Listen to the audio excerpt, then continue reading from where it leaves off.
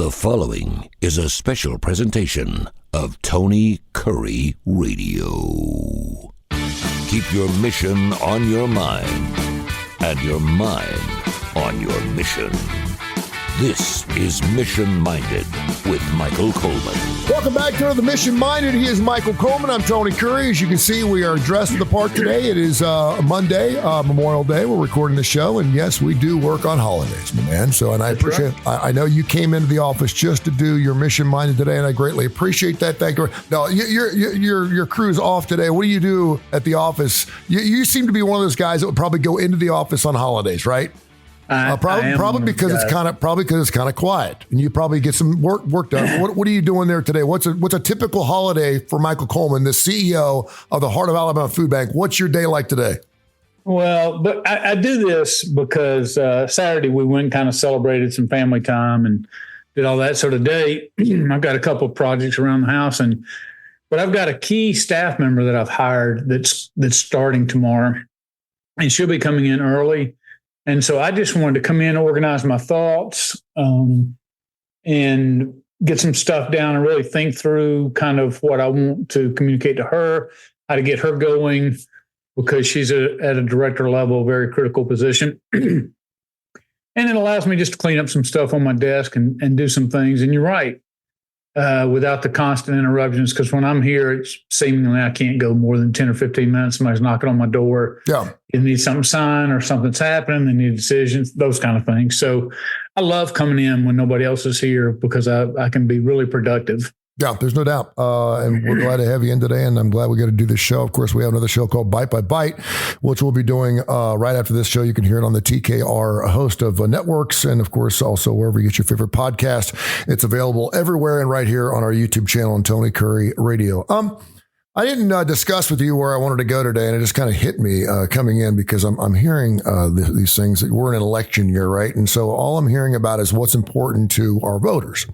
And obviously there are a ton of things out there that are important to everybody right now. Everything from the economy to abortion, you name it, it's out there.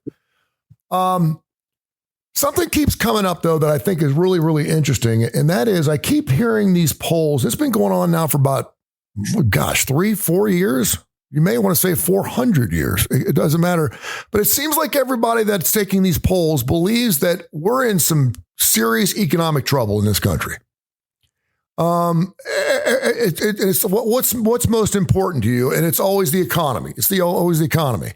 And there was something that just came out, I think, from the University of Michigan. It was the thing that came out last week about checking the temperature of the consumer CPA or whatever in the United States. Yeah. They check it every couple of years to find out consumer confidence. Yes, level. Consumer confidence. Yeah, and everyone's freaking out because of the economy. They're freaking out because of the economy. They think the economy's, we need to worry about this and inflation and depression and blah, blah, blah, blah, blah. And just as an average Joe, I'm not an economic expert. I know you're not either, but you're a businessman. I don't see it. I don't see it. Maybe it's the group of people I hang out with. I see more people traveling on Memorial Day than ever in the history of the world. I don't know who has one day off and decides to run down to the beach for a couple of days. I don't have the money to do it. Maybe I'm the guy that should be taking this poll, right? I'm on a budget. I got 3 kids. I don't see it, but yet I see the stores full. I see people traveling at the highest rate they've ever traveled. I see things super expensive. It doesn't change. Gasoline's $4 again. It doesn't seem to matter to anybody. They're going to go do what they want to do. It's all come out since COVID. It's like everyone just can't get their yayas out. They just can't stop. And I'm sitting there going, where are these people that say that we're in trouble, that the economy is in a world of hurt? And then I see the stock market just set a record again this past week. I mean, are we living off borrowed time? What's going on? What am I missing here? Am I crazy? I mean, it sounds like this is the best the best country in the world right now to live in. It seems like we got to carry the world. We're spending money like it's left and right. I mean, am I missing something here? Well, it's like you said, I'm certainly not an economic expert. but just the average Joe type stuff, like you and me, we're looking at stuff, and you're right, a lot of that doesn't make sense. And as I've listened to other experts and so-called experts to try to decipher what's going on, it all depends on a lot of different things.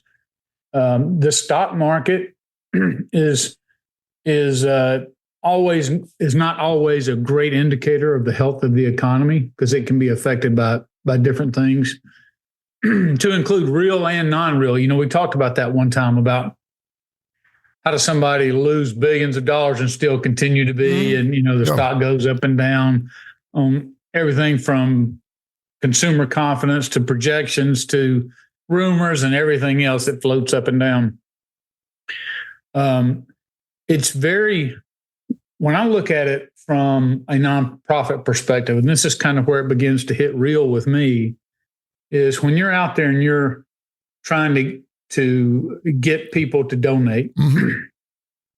Now, there's people and a good large sum of people who have a certain amount of assets in this world, and no matter how the economy goes up and down, they're always going to have money, because they have wealth. It may be family wealth. It may be they've built a company from scratch. There's all sorts of different ways they came into that. Maybe they've just been great managers of their money. But you get to a certain level to where, it doesn't matter whether you're paying $3.20 for gas or $2.20 for gas. It's not going to affect you. That's not the majority of Americans. And so what we see is, you're right, people head to the beach, and the interstates down here in Alabama will be jam-packed bumper to bumper, because it'll be nonstop traffic going to the beach, coming and going. And then I think about what's really remarkable is you get into SEC football time. Oh, here's a stadium that's in Alabama. Hey, listen, 101,000 people. Hey, listen real quick. I was at the SEC baseball tournament this past week. Now it was $36, but we got 4 tickets. It was cheap. I mean, I got to see 2 games for $36, and didn't mean to interrupt. But I mean, no, that's all right. You talk about, when you talk about football, you're talking about $1,000. That was one of those things with the SEC baseball tournament. It's something I could afford, and of course they set a record there too. They had 18,000 people show up. But go ahead, continue though. But I was just saying. So when you look at that, you're like, here's Alabama. It's not considered to be a wealthy state, and every Saturday you're going to have 101,000 people in this stadium that have to pay a lot of money for parking, PSLs, tickets, food, everything else. And so part of it is you're like, well, people just put their money where their priorities are, But in the nonprofit space, when I'm trying to fundraise across the fundraising, across the nonprofit spectrum, donations have been down. They have been. Yeah, they have been down. And so it's not just a food banking problem, it's across all charities. Now, there's anomalies. You can pull some out that say, oh, yeah, well, I raised a lot more. And typically, what does that mean, Michael, when things are down? Well, that's what I'm saying. Then you have people that try to sit back and try to figure out why is that? Because as an individual nonprofit, I'm trying to say, is this something, are we not as effective individually as we could be? Or is this a trend that no matter how effective we are, it's going to be something we continue to battle? And the overall state of the economy is certainly part of that. I will tell you right now, the biggest challenge we have is there are lots of people, and some of the most generous people are those who don't have a lot to give, but they give more sacrificially because they don't have a lot of excess. Mm-hmm. So it will be our $20 a month donors, our $25 a month donors. A lot of those have gone away. And it's because to them, they're able to make ends meet, or in the past have been able to make ends meet. Now gas in Alabama is up to $3.20. Around the nation, it's much higher. It's $3.20, $3.30 a gallon. You've got food costs that continue to climb and continue to be a problem. And so you have, and then life things happen. And so what happens is in the past, they've been able to make ends meet and now they can't. So I don't have the extra $20 or $25 a month to donate. So you see it really affecting that population. The population, I would say lower middle class to poverty class, really are just, it's hurting them dramatically. And that's what inflation does. It really affects people who can't absorb the cost from it. When you get up into the middle class, and I'm not talking upper middle class, I'm talking middle class, it all depends on them. They have to make some decisions about, yes, it affects them, but not enough to shut down. But they may make small kind of micro budgetary decisions. Mm-hmm. Okay, look, we've got to stop eating out 4 times a week. We've got to cut it back to twice. Little things like that. But they don't make major decisions like typically that we're going to have to take you out of this private school because that's their priority. And things like that we see out there, we see what looks like me and you. It's like there's people spending money left and right. What are they talking about? When you look at what's in front of you versus at a macro level, it can paint a completely different picture. And I will say this about a consumer confidence. That is so fickle because they called me one time and got me, and it was something that I committed to for 3, because what they do is they don't just call random people each month. They call you, and then 6 months later, they call you back. So I did it 3 times, and it's like 30 minutes. Mm-hmm. And they said, 6 months ago, you said this. Do you feel the same, or you feel worse? And it's really what I recognized wasn't, and I'm sitting there and it's how I feel in the moment. Yep. And I could be on tight. My money could be tight this month. And then I go, well, I'm not as optimistic as I was. And it's what's happened to me right then. So consumer confidence is so subjective. It's just, how do I feel? But how I'm telling you I feel today may be totally different than I feel tomorrow. Because it's just based on a lot of temporary feelings. And you try to give answers beyond that. You try to say, well, I'm not feeling great today, but let me look at the overall over the horizon. How do I think things are going? I mean, it's just a very, when I say unscientific, it feels very unscientific that these are just people's opinions in the moment. And then people make more macro level decisions based on that, like companies, about consumer confidence and how it's going and how does that feed into what line of product I'm going to be putting forward based on. I mean, it's so complex. It's so big. It's so many factors that go into it. It just gets beyond simple guys like me and you. Well, I just want, what do we get out of these polls? I mean, I think polls are fun. And again, polls have been wrong ever since we started polls, period. Yeah. And I'm trying to think to myself, okay, what are we learning? And I don't know what this consumer thing tells us or what we're supposed to learn from this. But all I know is to me, anyone ask me from any government agency, and by the way, I've got, a business card that was left in my door a couple of weeks ago from some consumer product, something or other. And I think that's exactly what you're talking about. And the fact that I rent this home, I was like, I'm not the owner. So, but she doesn't seem to care. She just wants to talk, and she's from Atlanta. Anyway, you reminded me I need to contact her back. But the idea that when we're asked by any government agency or by any poll, it would seem to be easy to always bitch and complain about the economy.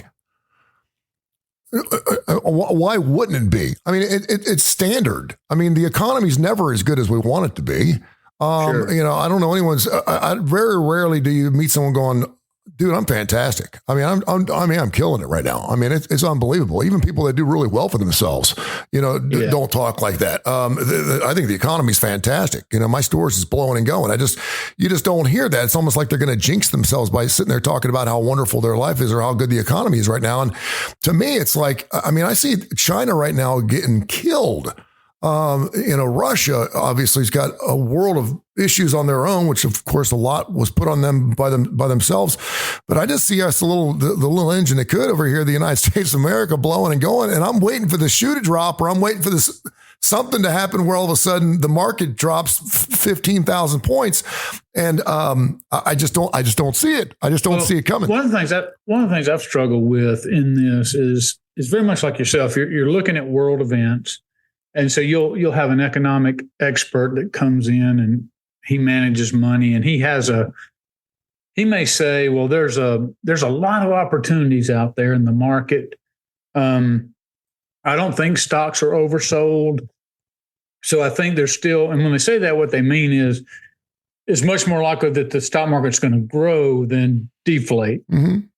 And so they start pointing to a lot of different factors, and they make intelligent arguments. And they say, for instance, I think so-and-so is going to happen, and I think that's going to put oil prices are going to come down. And so as oil prices come down, that's more money in people's pockets, all those kind of things. Like I just saw today, just at a glimpse of the news, Iran's going to increase productivity on their oil to 4 million barrels a day. Mm-hmm. Now, I could line up 5 economists and they could all disagree about what the effect is on that. Are they doing that because they're ramping up for something? So let's build some fear. And when there's instability, it leads to more of a bear market. So people who are not optimistic, who always think, like my dad, what goes up must come down. That was my dad's philosophy of the stock market. Just always the pessimist, always, not seeing challenges as opportunities, but seeing them as problems and instilling fear and all that. So you have a bunch of so-called experts, and they're all looking at the same event, but they're pulling out the data that they want to. And I will tell you something about polls. I used to see it all the time when somebody would say, well, here's a poll that said, and the headline would be, our greatest challenge, people feel our greatest challenge is X, and they'll put it out there based on a poll, mm-hmm. as if that's, and then people start worrying about that. Oh, look, I heard a guy one time say, if they came out and said the greatest problem America faces, they took a poll and the news started reporting the greatest problem we have is a loss of mustard. We don't have enough mustard in this world, and there would be mad panic to the stores, everybody buying up mustard. Yeah. I mean, it's just you saw it back in the people were buying freezers during COVID, for God's sakes, because we heard we were going to have any red meat. I'm like, are you serious? But what I found interesting is the people who take time to dig into those polls, and lots of times, because some of those polls come out of 50 questions, mm-hmm. and they dig down into some of the data, and you can really get down and interpret what value there is in there. You can really mine, but it takes mining. You can't just take a headline. That's why it's going to tell me one day Trump's up 5 points. In all these key states. And the next thing I know is Biden maintains, and this poll shows Biden maintains his lead. And those polls can actually sway some voters, because if they feel like, hey, Biden's leading, why do I vote? Biden's going to win anyway. And other people go, oh, why do I vote? Because Trump's going to win anyway. I mean, it's all over the place. And this is why people are so confused out there. People can't make decisions hardly on the news because they don't know who to trust. Mm-hmm. And Fox News is, CNN, the news you can trust, and Fox News, fair and balanced. And everybody's trying to give you the perspective, but they all are coming at it from a little bit different lens that they're interpreting events through. And it is very hard today to understand, to ask what's actually true, because everybody you don't see the event. You see the event, and then they're telling you about it, almost leaning you to what to interpret by it. The same thing you're talking about, the polls and these experts on TV, and they're saying they're sitting in these ivory towers looking at this economic data coming across, and they're pronouncing these things. And here's me and you on the ground. They were like, hey, that's not always, what we're seeing. I will tell you something that was very interesting. I did remember this from many years ago. There was an economic person on there, and he was talking about stocks. And he said, don't listen for what on these shows, these business shows, for what's the latest hot stock or whatever. He said, go through your life and just look around and observe. For instance, are there a lot of people in Walmart every time you go there? Well, guess what? Walmart's probably a good stock to to have in your portfolio. Maybe not everything in there. Is Amazon something that's familiar that everybody uses? And so you don't have to be an economic expert to go, is that something I want to be a part owner in?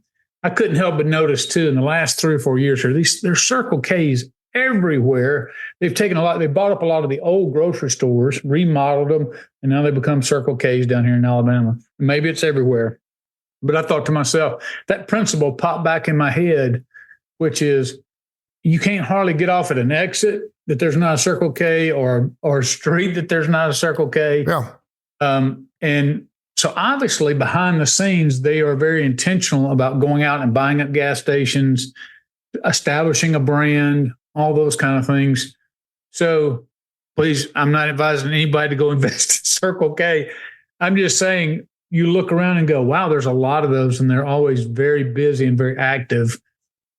Do I need to know everything that's going on about that? Or is that kind of a safe bet? Because I just see everybody being a part of it. And I thought that was pretty good advice. No, I mean, as long as you're not a penny stock individual looking to, make a killing overnight. And we know those exist, but we also know there's people that win the lottery too.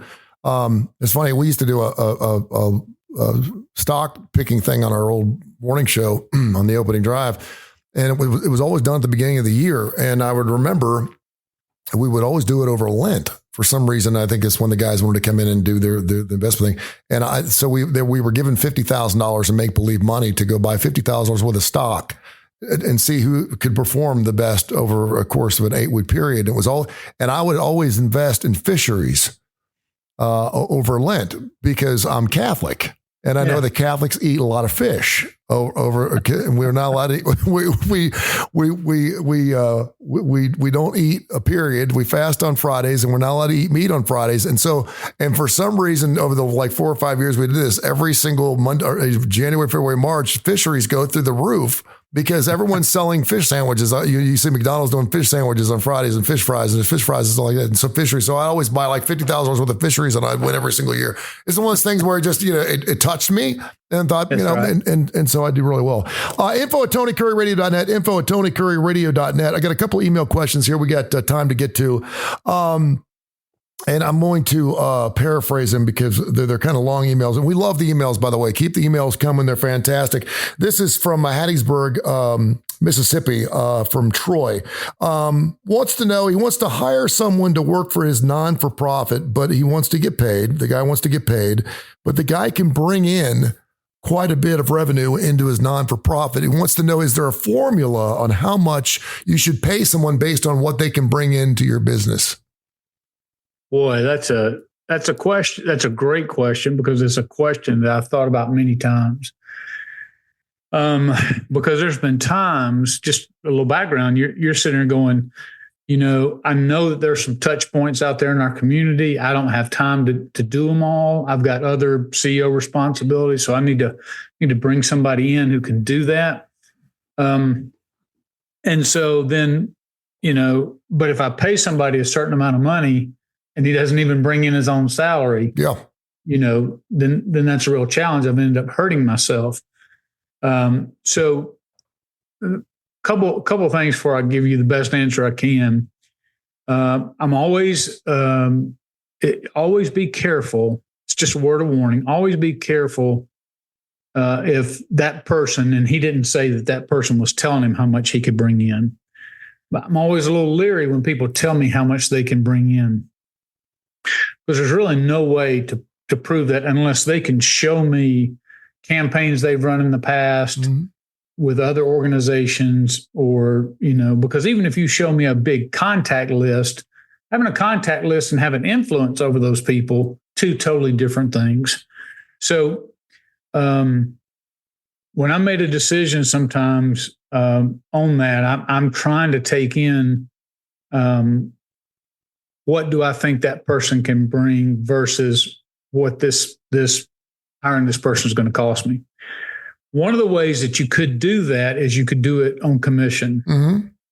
And then based on what they bring in, you could pay them a much lower salary, but then pay them a commission that actually pays them beyond what they otherwise would make with just a salary. And that way it incentivizes. Do you find, pardon me, do you find that commissions work? I guess some people get after it. I mean, I can go Mary Kay. We can do, all kinds of different things where, I see essential oil. For some reason, I think of essential oil. I had a friend of mine that's into essential oils, and she's like, so-and-so is making $350,000 doing that. And I said, yeah, well, and there are people making that kind of money, but she's working her ass off. She's standing outside Publix right now on a Saturday afternoon selling essential. I mean, so she's getting after it. But, for these people that go out there and want to do these weekend hacks that think they can make an extra $30,000 or $40,000 by selling, makeup, it's you're buying all the product and you're taking your classes. And next thing I think a lot of people get into real estate for that. They think they can do real estate, have a part-time and make, all they got to do is sell one $450,000 house. It's worth it. Well, good luck doing that. But do you find that commissions work? Well, there's like anything. It's pros and cons.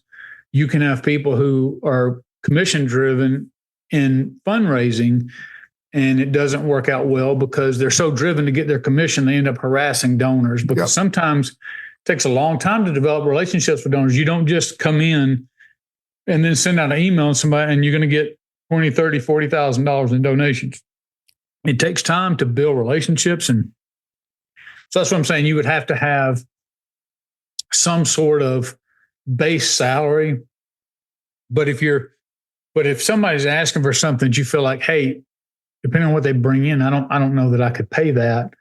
Then you can come up with some sort of, hey, here's enough salary, to keep you going.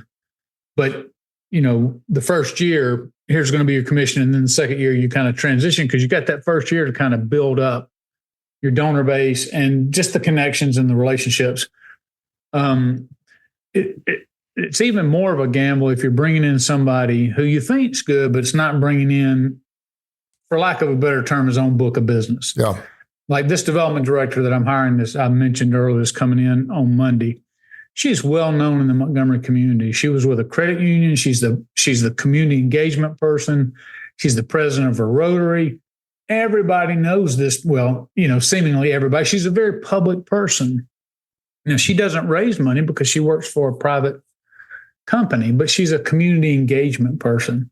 So she has lots of connections, but I don't think just because she comes here and starts working for us that she's just going to send out an email and we're going to get inundated with checks and donations. Sure. But I do know that she has several relationships across the community, many of which I do not personally have, and the people we have here don't have, that she now has a voice into their life to share with them that could lead to those donor relationships. So if that person coming to you in response to the email, if the person's coming to you and is somebody in the community that you feel like can help raise money, I don't know of a specific formula, but I know of methods such as, splitting the salary. You could go full commission. Yeah. But that's very difficult to do because, again, when you're coming in, donors need time. I mean, donor relations people and fundraisers need time to build that relationship. Just think of this, the more straight commission you go, usually the higher level of commission you're going to have to provide. So you may say, all right, I'm going to give you a salary, and then I'm going to give you 20% of everything that you directly raise. Mm-hmm. Not that we just get in the mail because we know, but like based solely on you going and based on your relationship, being able to bring in dollars, I'll give you 20% of that. If you go straight commission, that might have to be bumped to 30%, so that they have a chance to recoup that. Sadly, I don't know of a formula. I've been faced with this many times, and lots of times it's a roll of the dice that you're getting the right person who with the right ask.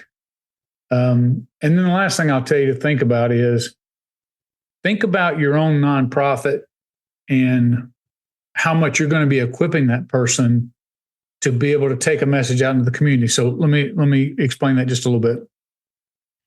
if I have a dynamic mission that pulls at the heartstrings and that I'm actually making an impact in the need in our community. So I'll say food banking, everybody's got to eat.